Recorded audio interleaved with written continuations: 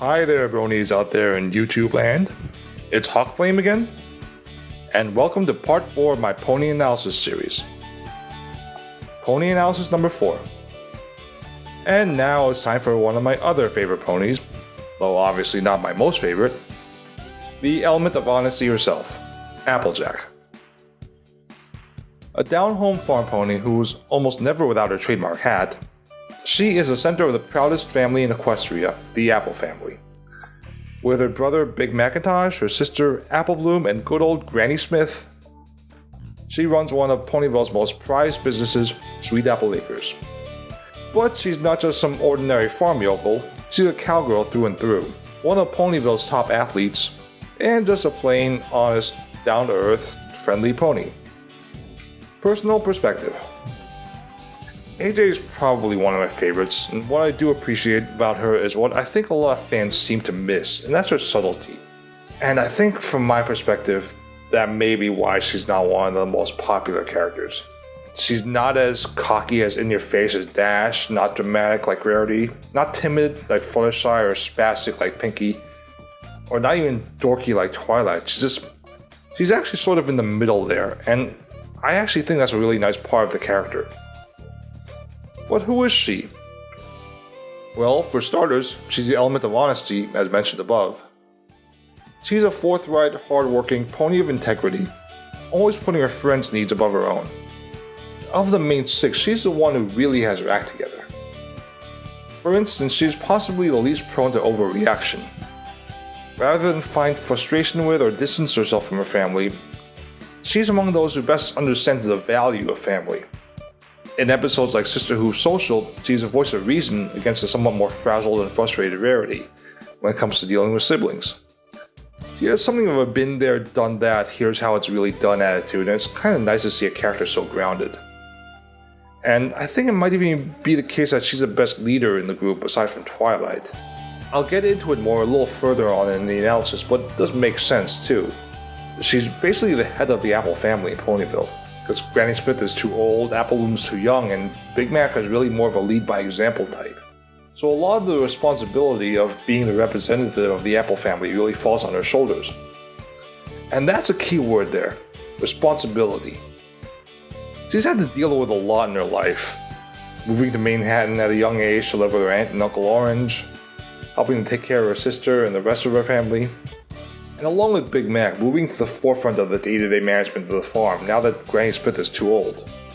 And whether or not you take the death of her parents as canon, Word of God says they are, represented by 2 shooting stars in the Apple family reunion, certainly their absence one way or the other has really impacted her life greatly.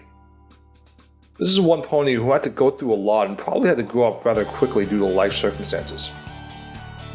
And I think all of this really well informs us about her main flaw, which is her stubborn pride. As a pony who had to pull herself up from her bootstraps and do a lot for herself and her family at a young age, she's really been in the position of doing for others as opposed to accepting help for herself.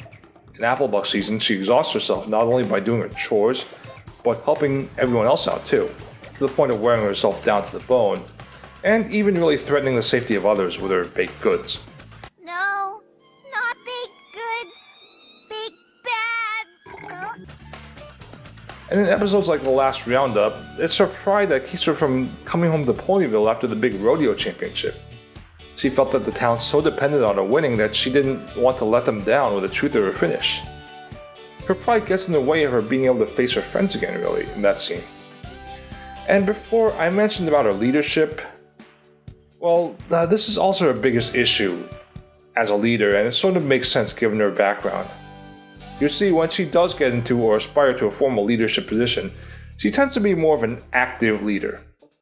She's very much about getting things done, and that definitely has its value.